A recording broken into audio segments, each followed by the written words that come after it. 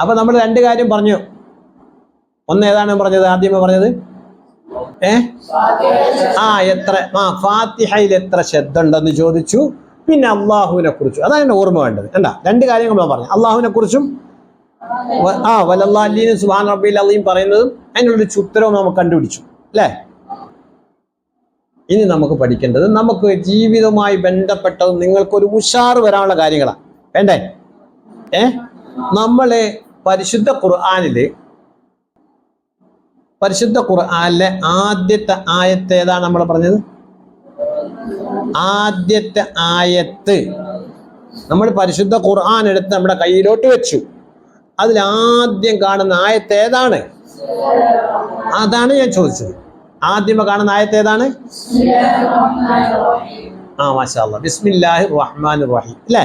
പക്ഷെ നമ്മൾ ബിസ്മി ഓതുന്നതിന് മുമ്പ് നമ്മൾ എന്തോതും? അഊദ് ഓതും അല്ലേ? ഏതെങ്കിലും മുസഹഫിന്റെ പുറത്ത് എഴുതി വെച്ചപ്പെട്ടുണ്ടോ? അഊദ് എഴുതി വെച്ചിട്ടുണ്ടോ? പക്ഷെ നമ്മൾ ഓതാതിരിക്കുവോ? ഓതുക തന്നെ ചെയ്യും അല്ലേ? അപ്പൊ നമ്മൾ അതിനെ പറ്റി ഒന്ന് അറിയണ്ടേ? എന്തിനാ ഇത് ഓതുന്നതെന്ന് അറിയണ്ടേ? അപ്പൊ നമ്മൾ അതിലേക്ക് പോവുക. എന്തിനാ അഊദ് ഓതുന്നതെന്ന് മനസ്സിലാക്കണ്ടേ?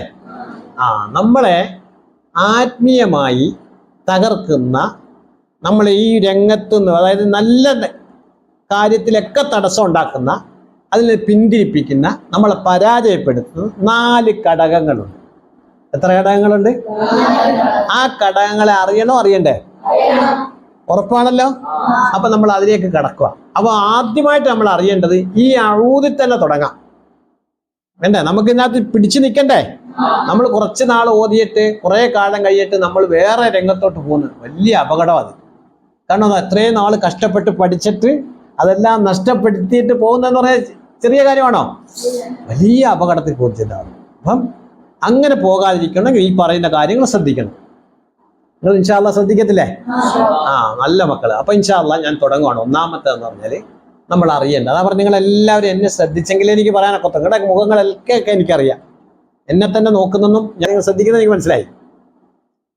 അപ്പൊ നമ്മളെ ഒന്നാമത്തെ ഘടകം എന്ന് പറഞ്ഞാൽ ശൈത്താനാണ് നമ്മളെ തട്ടിക്കൊണ്ടുപോകുന്നത്. ആരാണ്? ശൈത്താന്റെ നമ്മളെ തട്ടിക്കൊണ്ടുപോകും. നമ്മുടെ എല്ലാ പ്രവർത്തനങ്ങളും പരാജയപ്പെടുത്തി അവന്റെ വലയെ കൊണ്ട് ചാടിക്കും. അങ്ങനെ പോകുന്ന നമ്മൾ ആരെങ്കിലും ഇഷ്ടപ്പെടുന്നുണ്ടോ?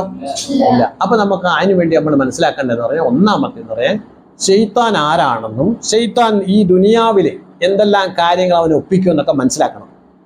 അവന്റെ ചതിയെ നമ്മൾ എന്താക്കണം? തിരിച്ചറിയാൻ വേണ്ടേ? മനസ്സിലാക്കുകയും വേണം, തിരിച്ചറിയുകയും വേണം. അതനുസരിച്ച് നമ്മൾ പോവുകയും വേണം.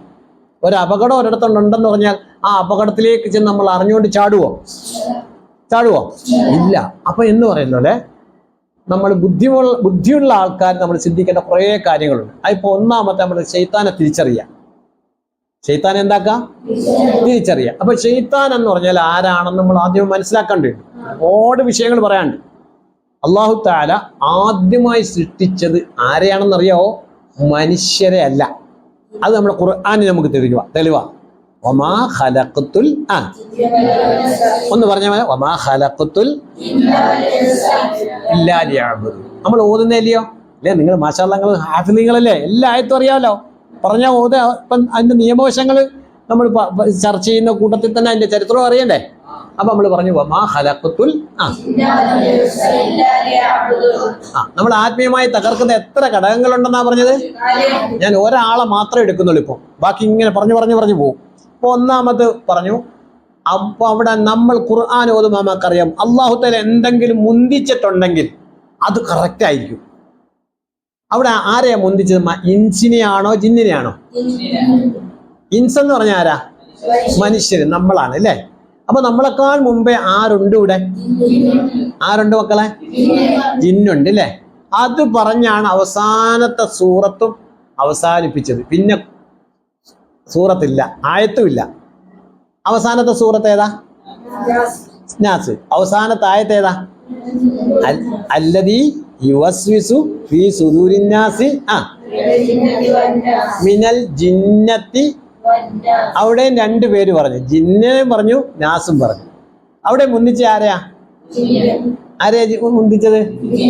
ജിന്നിനെ. അപ്പൊ മനസ്സിലായല്ലോ, നമ്മളെക്കാൾ മുമ്പേ ഉള്ളവരാണ് ആര്? പിന്നെയാണ് നമ്മൾ വരുന്നതെന്ന്. മനസ്സിലായില്ലയോ? അപ്പൊ അവരെ ഈ ലോകത്തുണ്ടോ ഇല്ലയോ? ഉണ്ടോ ഇല്ലയോ? ഉണ്ട്. നമ്മൾ കുറെ കാര്യങ്ങൾ അറിയണ്ടേ? അപ്പൊ അവരുടെ പ്രവർത്തനം എന്താന്നൊക്കെ അറിയണ്ടേ? അവരുടെ പവർ എന്താന്നൊക്കെ കുറച്ച് അറിയണ്ടേ? എല്ലാം കൂടി എന്ന് പറയാനൊക്കത്തില്ല. ചിരിച്ചിരിയെ പറഞ്ഞുതരാം. നമ്മളെക്കാൾ മുമ്പേ ഒരു വിഭാഗം, ഒരു വർഗം ഇവിടെ ഉണ്ട്.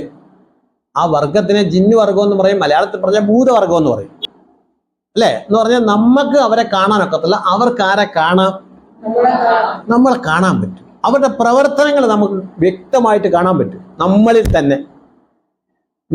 തന്നെ ആ ശൈത്താന്റെ ജിന്നിൽപ്പെട്ട നല്ലവരുണ്ട്, ചീത്തയുണ്ട്. ജിന്നിൽപ്പെട്ടവരാരുണ്ട്? മനുഷ്യരിൽ നല്ലവരുമുണ്ട്, ചീത്തയുണ്ട്. നല്ലവരുമുണ്ട്. അല്ലാഹു തആല നല്ലവരെ നമ്മളെ ഉൾപ്പെടുത്തുമാറാകട്ടെ. അപ്പൊ ശൈത്താൻ ജിന്നിൽപ്പെട്ട മോശപ്പെട്ടവരാ. അവരാണ് ഈ എല്ലാ അതിക്രമങ്ങളും വേണ്ടാത്തതും എല്ലാം മനുഷ്യരെ പിഴപ്പിക്കുന്നതും എല്ലാം ചെയ്യുന്ന ആരാണ്? ശൈത്താനാണ്. അപ്പൊ ശൈത്താന്റെ ചതിയെ കുറിച്ച് നമ്മൾ അറിയണ്ടേ? അപ്പൊ അതാണ് നമ്മൾ പറഞ്ഞു വരുന്നത്. നമ്മളെക്കാൾ മുമ്പേ ആരുണ്ട് ഇവിടെ? ശൈത്താൻ ഉണ്ട്. അപ്പൊ ശൈത്താൻ ചോദിച്ച് എന്താണെന്നറിയോ? ശൈത്താൻ അള്ളാഹുവിനോട് ചോദിച്ചു വാങ്ങിച്ച 2 കാര്യങ്ങളുണ്ട് ഭൂമിയിൽ. അത് നമുക്ക് നല്ലോണം തിരിച്ചറിയണം.